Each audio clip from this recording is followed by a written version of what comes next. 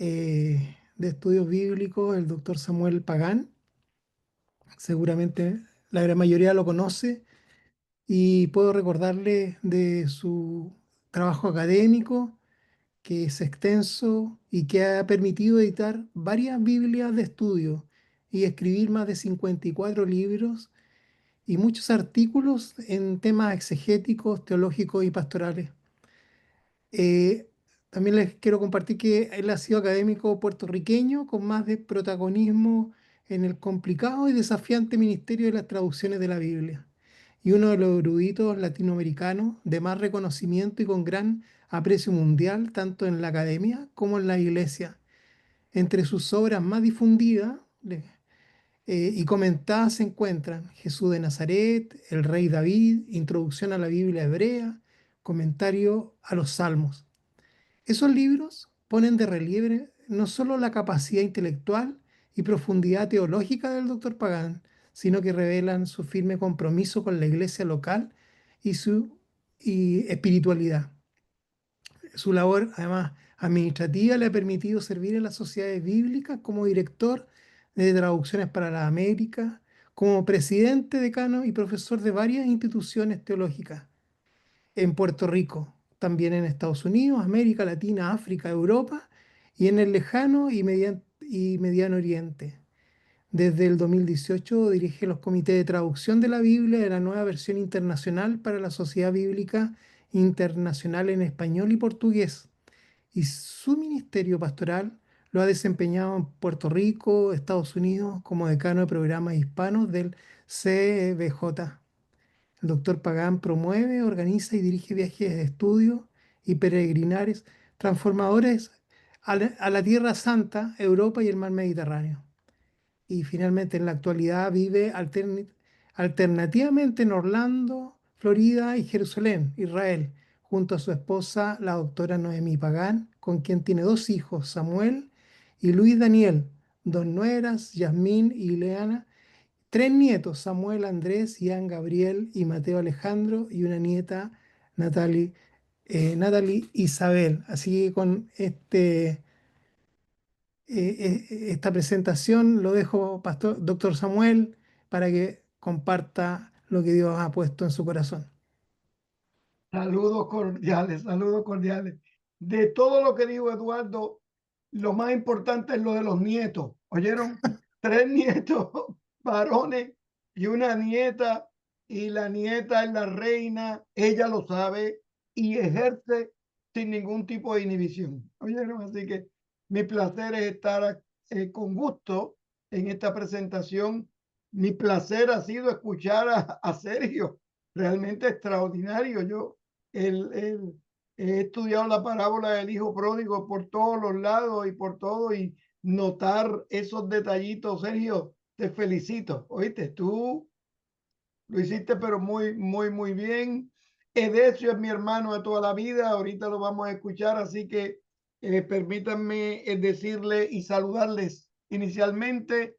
Como voy a hablar de Jesús de Nazaret y el elemento educativo, y Jesús de Nazaret hablaba hebreo en la sinagoga, los voy a saludar en hebreo. Shalom Talmidim, es decir, saludos, paz, gracia, bienestar. Toda esa palabra shalom incluye todos esos elementos, pero todos ustedes que son los Talmidim, los estudiantes. Y para mí es un placer estar aquí, que la Sociedad Bíblica me haya invitado. Y yo pensé que el grupo iba a ser grande, pero no 300 personas. O sea, mi primera palabra es de felicitación a la Sociedad Bíblica por este programa tan y tan y tan bueno que he disfrutado hasta el momento que estamos hablando. Miren, debo decirles que yo lo que estudié en mi vida fue Biblia hebrea, y me fui a una escuela rabínica y me fui a estudiar hebreo en una escuela rabínica, y me gustó, empecé a traducir la Biblia temprano, eh, dirigí una universidad, fui presidente de un seminario, y cuando culminé mi trabajo en el seminario, tenía varias alternativas, pero decidimos irnos a Jerusalén por un año. Y vamos a estar un año enseñando allá, nos mudamos a Jerusalén y vamos a enseñar en Belén, pero un año se convirtió en dos, dos en tres en cuatro, cuatro en cinco. Ya el quinto año decidimos que teníamos que regresar, porque ya los nietos estaban preguntando por nosotros, y en efecto nos regresamos. En América Latina, en Estados Unidos, en África, en Europa, mis estudiantes son pastores, líderes laicos, ministros, que quieren aprender de la Biblia, que quieren aprender hebreo, que quieren aprender arqueología, que quieren profundizar la escritura. Pero cuando llego a enseñar Biblia a Jerusalén, descubro que mis estudiantes mayoritariamente son guías turísticos, y las preguntas que hacen los guías turísticos son diferentes a lo que hace un pastor. El pastor y la pastora, la predicadora, está interesado en que explique el texto bíblico para predicarlo el domingo o para enseñarlo en la escuela bíblica. Mientras que los guías turísticos están interesados en la cuestión histórica, en la cuestión concreta, en la arqueología. Y eso ya yo había publicado algunos libros sobre Jesús de Nazaret cuando me mudé a Jerusalén, pero me hace repensar todo lo que yo escribí sobre Jesús de Nazaret. Porque las preguntas eran sobre dónde vivía, o sea, cómo funcionaba en la realidad. Ya no solamente era cuestión teológica y exegética, sino detalles históricos. Y eso me hizo regresar a la escritura y regresar al mundo de la academia para ver cuál era el estado del estudio sobre Jesús de Nazaret. Y por ahí comencé y escribí un libro sobre las profecías sobre Jesús de Nazaret, escribí otro libro sobre Jesús histórico, escribí otro libro sobre las parábolas, escribí otro libro sobre los milagros, escribí otro libro sobre la resurrección y la implicación de la resurrección, y así otros libros más, pero lo que hizo, los desafíos que me hicieron los estudiantes, me hicieron revisar el texto bíblico y la arqueología y ver a Jesús de Nazaret ya como un personaje histórico.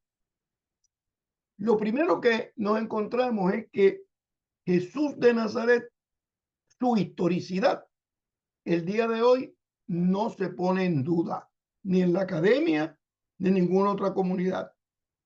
Porque para empezar, no hay ningún personaje histórico de esa época, de la antigüedad, que tenga tanta evidencia literaria aludiendo a Jesús de Nazaret. Ya. Usted va a estudiar en la universidad y le dice el profesor, vamos a estudiar ahora Aristóteles.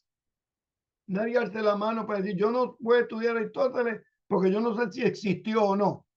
No, se estudia Aristóteles, se estudia Platón, se estudia los grandes filósofos griegos. Pues yo quiero decirle a ustedes que hay más evidencia histórica de la literaria, de la historicidad de Jesús de Nazaret, que de Aristóteles, Platón, Sófocles y toda la cuestión antigua. O sea que la historicidad no se pone en juicio, y los estudios sobre Jesús histórico han revelado que, número uno, era un rabino ciertamente, pero no era un rabino de Jerusalén, era un rabino de la Galilea. Y esa declaración tiene gran importancia teológica, porque recuerden que para Isaías, Galilea era Galilea de los gentiles. El día de hoy, nosotros interpretamos la palabra gentil de una manera grata. Eduardo me presentó con mucha gentileza. Porque gentil el día de hoy, una palabra grata, una palabra de respeto, de dignidad, de buenas relaciones. En hebreo no. Galilea de los gentiles era Galilea de los incircuncisos, Galilea de los no creyentes, y va poniéndose más difícil, Galilea de los impíos, Galilea de los que no seguían la ley. Y Jesús de Nazaret venía de esa comunidad, Galilea de los gentiles. Es decir, que ya en el momento final, el momento inicial de su enseñanza, los rabinos de Jerusalén ya estaban preocupados por lo que iba a enseñar. Y por eso es que nosotros vemos que cuando estudiamos la escritura, los fariseos y los saduceos le enviaban personas a escuchar lo que enseñaban para ver si los sorprendían en algún momento. Pero Jesús de Nazaret, su educación era tan fuerte y tan grata que en una ocasión, de acuerdo al texto bíblico, luego de una parábola y de un milagro, un fariseo le dice al otro: óyeme, el problema con este es que no nos habla como los escribas y los fariseos. Y añade, nos habla como quien tiene autoridad. En efecto, los estudios sobre la historicidad de Jesús de Nazaret apuntan a que fue un rabino distinguido del norte, y que los rabinos de Jerusalén lo veían con cierta distancia. Cuando comienzo a estudiar estos detalles sobre Jesús de Nazaret, uno de los temas que encuentro es que tengo que definir una metodología para estudiar a Jesús de Nazaret. ¿Qué metodología vamos a utilizar para tratar de encontrarnos con ese personaje histórico? La única persona que ha dividido la historia en dos se llama Jesús de Nazaret. Hay muchos políticos importantes, hay muchos literatos importantes, militares importantes, ministros importantes, pero de ninguno se habla antes o después del presidente tal, o de antes o después de García Márquez, solamente antes y después de Cristo. Y cuando estudiamos a Jesús de Nazaret, hay varias metodologías que podemos utilizar. La primera es un acercamiento canónico. Cuando estudiamos los evangelios para estudiar a Jesús de Nazaret, empezamos en Mateo, Mateo 1, Mateo 2, Mateo 3, Lucas, Mateo Marcos, Marcos 1, 2, Lucas 1, 2, 3 y finalmente Juan. Es un acercamiento canónico, donde vamos libro a libro, capítulo a capítulo, versículo a versículo, para estudiar lo que dice Jesús de Nazaret. Una segunda metodología. Esta metodología se sigue generalmente en la academia, en los seminarios, en los institutos bíblicos. Ustedes toman cursos sobre Juan o los evangelios sinópticos, pero se estudia en la academia ese acercamiento canónico. En la iglesia local el acercamiento es diferente porque es más temático. Esta semana vamos a estudiar las oraciones de Jesús. Esta otra semana vamos a estudiar los milagros de Jesús. Esta otra semana estudiamos la Navidad. Ustedes no escuchan nunca un sermón de 7 palabras en diciembre, ni escuchan un sermón de la estrella de Belén durante la Semana Santa, porque los temas se relacionan con las fechas y eso guía nuestro estudio. Número uno, una metodología canónica. Segunda metodología, temática. Y generalmente la iglesia local sigue el asunto y la metodología temática. En mis estudios, yo sé que es una tercera metodología, que es la que presupone esta conversación con ustedes. Y esa metodología se la identificado como el estudio de las narraciones en torno a Jesús de Nazaret. Y en mi libro yo presento 3 grandes narraciones sobre Jesús de Nazaret. Uno, narraciones del nacimiento, todo lo que tiene que ver con la estrella de Belén, los sabios del oriente, los pastores, los ángeles que cantaron, ciertamente José y María, el pesebre, el niño Jesús, Juan el Bautista, Simeón, la salida de Egipto. Todos esos temas son fundamentales. Y todas esas narraciones del nacimiento tienen una línea teológica fundamental que guía las narraciones del nacimiento, y es que el Dios bíblico promete y cumple. Promete a Abraham que lo va a llevar a una tierra donde que salga de su familia, que salga de lo que posee en Ur de los Caldeos, que va a llevarlo a un lugar mejor, y cumple su promesa. le promete a Moisés que lo va a llevar a la tierra que fluye leche y miel, cumple su promesa. Le promete a Isaías que va a venir el Mesías se va a llamar Emanuel y va a tener 4 pares de nombres: admirable consejero, Dios fuerte, Padre eterno, príncipe de paz. Y esa promesa se cumple en Jesús de Nazaret. Es decir, que cuando uno estudia las narraciones del nacimiento, descubre que hay un Dios que promete y cumple, y prometió al Mesías, y la promesa del Mesías se hizo realidad en la vida, el ministerio, las enseñanzas y las actitudes y la resurrección de Jesús de Nazaret. Primero, las narraciones del nacimiento. Segundo, narraciones del ministerio, del que voy a hablar un poquitito más. Tercero, narraciones de la pasión. Y las narraciones de la pasión se dividen en 3 también: narraciones del anuncio de la pasión, narraciones de la pasión y narraciones de la resurrección y todo lo que pasó después de la resurrección. Y cuando estudiamos las narraciones de la pasión, volvemos a encontrar la misma promesa. Jesús le dice a los discípulos: tengo que ir a Jerusalén. No sé cuántos vieron el programa que hice con CNN hace algunos años, donde estábamos hablando de Jesús de Nazaret. Yo estaba explicando estos temas cuando saqué el libro de Jesús de Nazaret, y el periodista a mitad de camino dice: discúlpeme, doctor, discúlpeme, pero Jesús fue a Jerusalén porque no sabía lo que le esperaba. Y a mí por poco me da un infarto cardíaco. Le dije: espera un momentito, espera un momento. Según los documentos que nosotros tenemos, sí sabía que iba a Jerusalén. Y anunció su crisis en Jerusalén en 3 ocasiones por lo menos. Y llegó a Jerusalén con autoridad y prometió que iba a resucitar.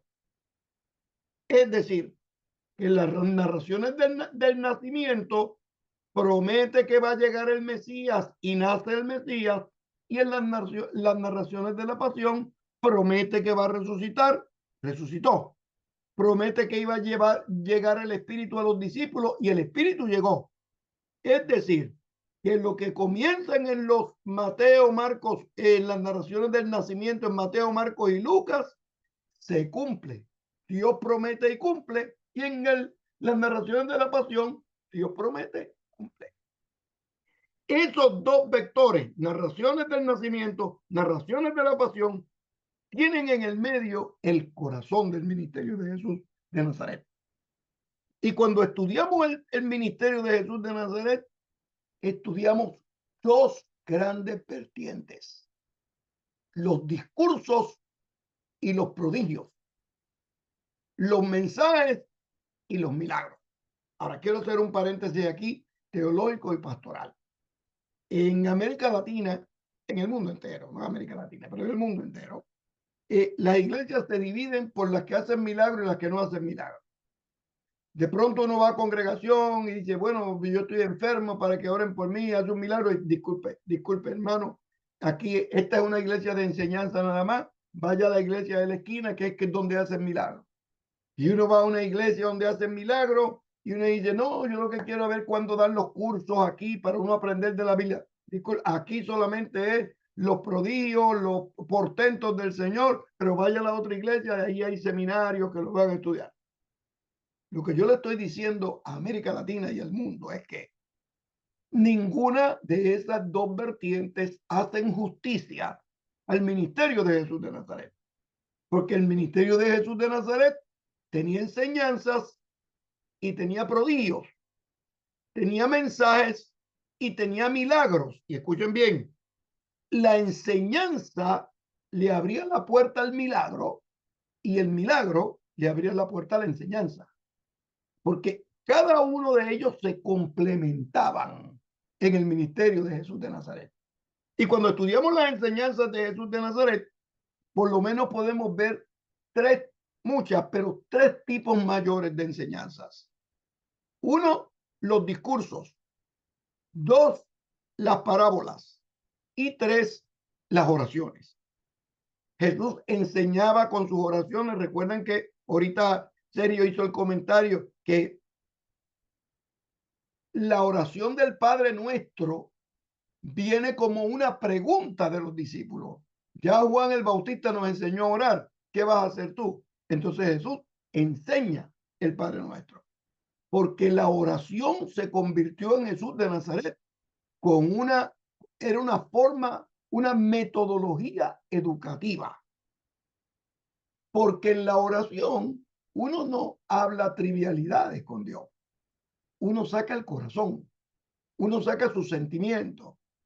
Venga tu reino. El reino era importante para Jesús de Nazaret. Hágase tu voluntad así en la tierra. La voluntad de Dios era importante para Jesús de Nazaret. Perdona nuestras deudas. El perdón era importante para Jesús de Nazaret. En la oración en el Getsemaní, Señor, si es posible que pase de mí esta copa, pero que no se haga mi voluntad. La voluntad de Dios es la única que es agradable y perfecta. Nuestra voluntad puede ser buena, de Dios es mejor. Cuando estudiamos a Jesús de Nazaret, descubrimos que tenía enseñanzas y milagros. Y en las enseñanzas, primero enseñaba con la oración.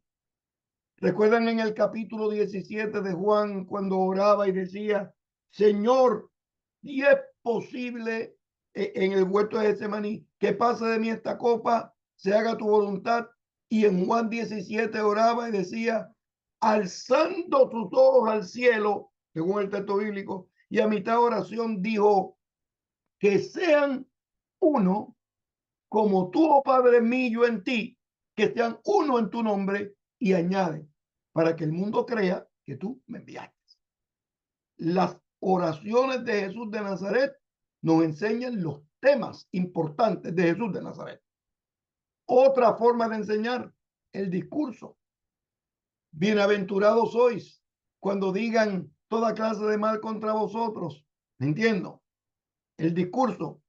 Venid a mí, todos los que estáis trabajados y cargados, yo los voy a hacer descansar. Discurso. Cuando Jesús enseñaba, yo soy el camino, la verdad y la vida. Yo soy el buen pastor. El discurso era un recurso extraordinario de Jesús de Nazaret para anunciar y vivir el reino. Sus enseñanzas, a través de las oraciones, a través de los discursos, y tres, a través de las parábolas. Y cuando uno quisiera estudiar el corazón del mensaje de Jesús de Nazaret, se encuentra con las parábolas que contienen el ADN de la teología de Jesús de Nazaret, de las prioridades teológicas de Jesús de Nazaret y de las prioridades temáticas y pedagógicas de Jesús de Nazaret. Es decir, que cuando el Señor comienza su ministerio, tiene y desarrolla tres tipos de enseñanza: el discurso, la oración y la parábola. Y al mismo tiempo tiene cuatro tipos de milagros: sanidades, liberación de demonios, resurrección de muertos y milagros sobre la naturaleza. Cuando uno estudia los evangelios y ve tres formas de enseñanza y cuatro tipos de milagros, 7, entonces uno dice, pero un momentito, esto no fue algo casual. Hay una intención teológica en las narraciones del ministerio de Jesús de Nazaret, de forma tal que el número 7 representa Jesús de Nazaret ministraba con enseñanzas y ministraba con milagros. Y los milagros se dividen en cuatro. Número 1, sanidades. Todos los que nos escuchan aquí deben haber predicado sobre los milagros de Jesús de Nazaret. Y milagros, si yo le preguntara cuál es el milagro más famoso, para usted cada uno tiene su milagro preferido. La mujer que tocó el borde del vestido de Jesús se sanó. Los 10 leprosos se sanaron. Ciegos se sanaron. Mudos se sanaron. Yo no sé cuántos de ustedes se han dado cuenta que todas las personas que Jesús sanó, el Señor le devolvió con la sanidad el poder mayor que puede tener el ser humano, que es el poder valerse por sí mismo. Los ciegos necesitaban lazarillo. Los paralíticos necesitaban a alguien que tocara la campana. Los paralíticos necesitaban, todos los que sanó necesitaban a alguien que los ayudara. Y con la sanidad, el Señor le devolvía el poder de vivir por su cuenta. Recuerdan al paralítico que estaba en el estanque de Betesda. El Señor le pregunta, ¿pero qué tú haces aquí? Es que mis amigos no vienen. Y de pronto en el norte Jesús está ministrando y llevan otro paralítico y lo bajan por el techo. Los amigos fueron buenos.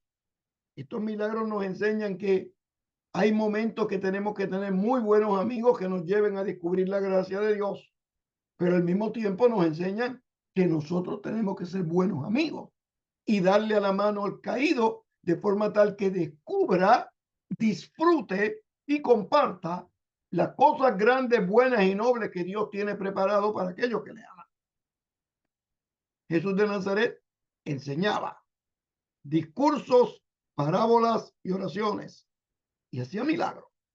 El primer tipo de milagro es el milagro de sanidad. Segundo, liberación de endemoniados. ¿Y quién es el endemoniado más famoso? El Gadareno. Gadareno. Pero no fue el único. Siempre la gente me pregunta, especialmente una vez en Jerusalén, en la universidad, uno, después de dar una conferencia sobre Jesús histórico, alguien me alza la mano y dice, no, discúlpeme, doctor, discúlpeme, pero o estaban endemoniados o estaban enfermos de los nervios. Pero no pueden ser los dos. A lo que yo le dije, miren, lo que dice el texto bíblico es que esa persona que tenía esas características fue sanada por el poder de Dios. Se llamara como se llamara. Si era endemoniado, fue sanado. Si estaba enfermo, fue sanado. Porque lo que quiere demostrar la narración bíblica es que con la sanidad, Cristo demuestra el poder sobre el cuerpo. Con la liberación de demonios, demuestra su poder sobre la mente. Y el tercer grupo, resurrección de muertos, representa el poder de Cristo sobre la vida y sobre la muerte. Cuando estudiamos el ministerio de Jesús de Nazaret, los milagros juegan un papel protagónico, porque los milagros son enseñanzas, son también parábolas del reino. Sanidades, el Dios que tiene poder sobre el cuerpo. Liberación, el Dios que tiene poder sobre la muerte. Resurrección, y el difunto más famoso resucitado, ¿quién fue? Lázaro. Independientemente de la condición, les digo lo siguiente. Escuchen esto bien que les voy a decir para que lo prediquen el domingo. Todos los enfermos que se encontraron con Jesús fueron sanados. Todos los endemoniados que se encontraron con Jesús fueron liberados. Tercero, todos los muertos que se encontraron con Jesús fueron resucitados. Porque las narraciones de la sanidad son una manera de demostrar que Cristo el Señor encarnado en Jesús de Nazaret actualizaba y representaba la voluntad de Dios a la humanidad. El cuarto tipo de milagro es milagro sobre la naturaleza. Y en los milagros de la naturaleza uno puede ver diversos tipos de milagros y cada uno tiene más famoso, más popular. Por ejemplo, el calmar la tempestad es un milagro sobre la naturaleza. Caminar sobre las aguas, milagro sobre la naturaleza. La pesca milagrosa, milagro sobre la naturaleza. La maldición de la higuera, también un milagro sobre la naturaleza. Cada uno de nosotros tiene su milagro preferido sobre la naturaleza. Hoy voy a hacer un comentario muy pequeño de un milagro que tiene repercusiones contemporáneas extraordinarias. En una ocasión, después del texto bíblico, Jesús está ministrando en Capernaum hasta que los discípulos se acercan a él y le dicen, disculpe, Señor, ya no tenemos, le dijeron así, ya no tenemos que ir. Yo no sé si los discípulos eran latinoamericanos o de qué país en América Latina era, pero yo quiero decirle a ustedes que ni el día de hoy Ningún estudiante al rabinato le hace eso al rabino. Cero. Yo estudié con los rabinos y eso es un respeto. El rabino es el que manda, punto. Pero el texto bíblico nos dice que los discípulos le dicen eso al Señor, pero lo grande no es eso. Lo grande es que se fueron y lo dejaron.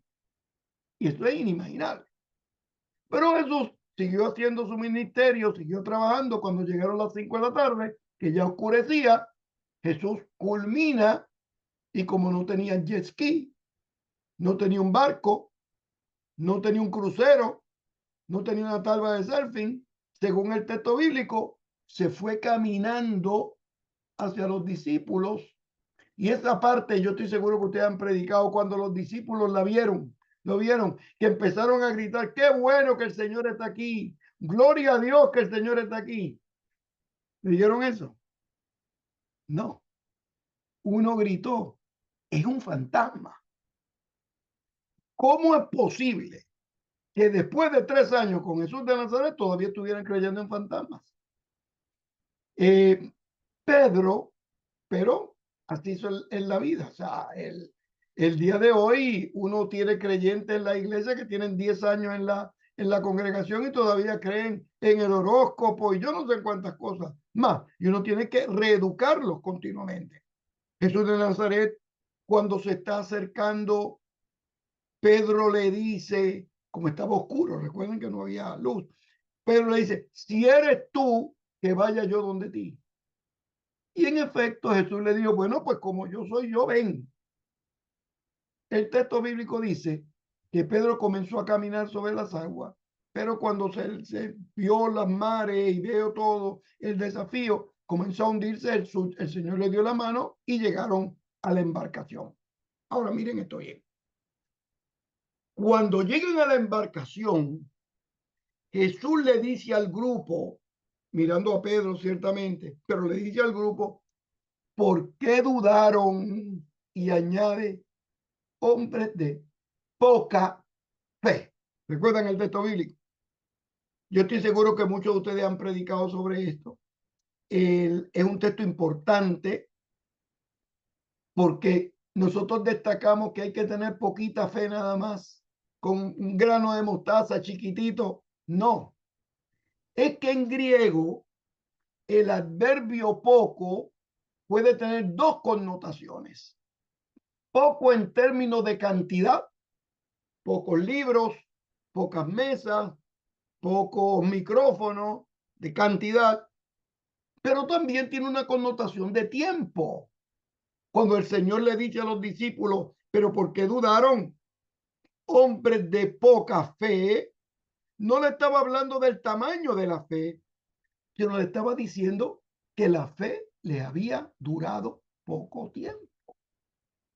Fundamentado en esa interpretación del texto bíblico, el Apocalipsis de Juan habla y dice, cuando está hablando a las iglesias, hace un elogio a la iglesia, tú eres buena, tú eres grata, tú buscas de Dios, y después de dar una serie de elogios, añade, pero tengo una cosa contra ti, que has dejado tu primer amor, es decir, se le acabó la fe a mitad de camino.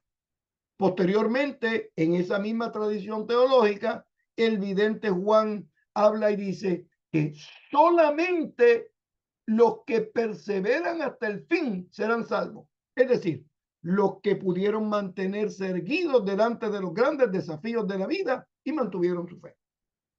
Ya voy culminando. Miren lo siguiente.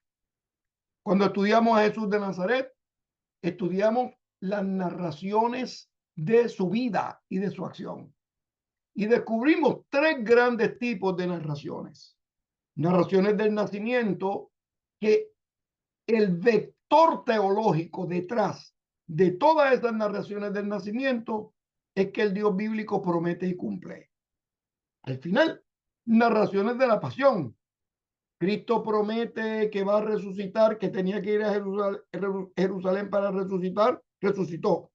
Cristo promete que a los discípulos que se quedaran en Jerusalén iba a llegar el Espíritu y llegó. Detrás en el corazón mismo de las narraciones de la pasión está la misma afirmación teológica. El Dios bíblico promete y cumple. Y fundamentado en eso, es que en el libro de los Hechos se incluye la afirmación: cree en el Señor Jesucristo, recuerdan el texto bíblico, y serás salvo. ¿Quiénes? Tú y tu casa. Es decir, que si prometió que iba a venir el Mesías y vino, prometió que iba a resucitar, resucitó. ¿Qué me hace sospechar que la promesa de creer en el Señor Jesucristo y serás salvo tú y tu casa no se va a cumplir? En el medio del ministerio de Jesús de Nazaret están las enseñanzas y los milagros. Y la enseñanza le abre la puerta al milagro y el milagro le abre la puerta a la enseñanza. Lo que está detrás de todo el ministerio de Jesús de Nazaret es que los evangelistas querían afirmar que el Dios eterno, que los cielos de los cielos no pueden contener su gloria, el Dios eterno, según los salmos, que cabalga sobre las alas del viento, el Dios eterno que escucha el clamor de su pueblo y quiere hacer un nuevo pacto con la humanidad, se hizo realidad en la figura histórica de Jesús de Nazaret, que fue transformado por el poder de Dios y se convierte en el Cristo, en el ungido, en el Mesías, que ha llegado con un único propósito a la humanidad: amar a la humanidad de forma tal que pudieran ser salvos y que pudieran descubrir, disfrutar y compartir la gracia de Dios. Culmino diciéndole lo siguiente: el apóstol Pablo, cuando trata de explicar qué fue lo que le pasó en su conversión, añade y dice: lo que me pasa a mí es que ya no vivo yo, mas Cristo vive en mí. Y cuando Juan el Evangelista trata de descifrar lo que dijo el apóstol Pablo cuando llega a los creyentes, dice: no, es sencillo. Es que del interior surgen ríos de agua viva que saltan para vida eterna. Jesús de Nazaret vino para dar vida y vida en abundancia. Y yo he querido recordarles un poquitito cómo esas enseñanzas se presentan en los evangelios canónicos. Si quiere aprender un poquitito más, lea mi libro sobre Jesús de Nazaret. Si quiere aprender de la resurrección, lea Jesucristo es el Señor. Las parábolas, mi libro de las parábolas del reino y también mi libro sobre los milagros del reino, y yo estoy seguro que le va a edificar. Mi placer es estar con ustedes. Ricardo, Eduardo. Muchas gracias, doctor Samuel, por este tiempo que nos has Es rodando compartido. hoy. ¿Cómo estás, Samuel? Otra vez viéndonos. Bueno, estoy muy preocupado porque hay dos preguntas, pero no sé si vamos a tener que soñar. Pero una de las preguntas dice Samuel: ¿crees tú que ha habido algún tiempo en la historia en que alguien ha puesto que primero es adoctrinar en vez que contar una narración? ¿Quiénes han sido sus causantes, esos escribas, fariseos, publicanos? ¿En qué época de la historia esto ha nacido para interrumpir esta belleza literaria que Jesús nos enseñó? ¿Por qué adoctrinamos ahora?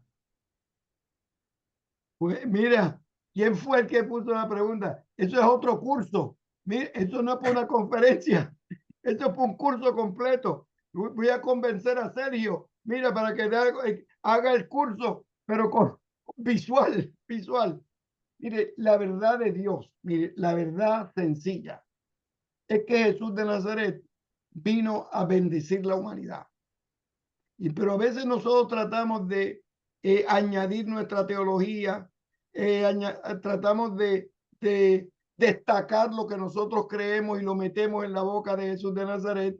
Y eso, en vez de ayudar, desayuda y desedifica a la gente. ¿Oyeron? Así que yo lo que le digo a mis estudiantes, miren, si están tomando clase conmigo, tienen que leer y tienen que leer bien y hacer los trabajos. Yo los quiero mucho, pero no tanto. Pero el secreto está en uno tomar el texto bíblico, leerlo, disfrutarlo, compartirlo, celebrarlo, y se seca la hierba y se marchita la flor, pero la palabra de Dios nuestro permanece para siempre. Gracias, doctor. Una pregunta que solamente va a ser, creo, un complemento. Usted ha hablado muy interesantemente del discurso, la oración, la parábola. Nos ha hecho soñar, dice, que es bueno enseñar y que la enseñanza produce milagros, pero que en la enseñanza hay oración.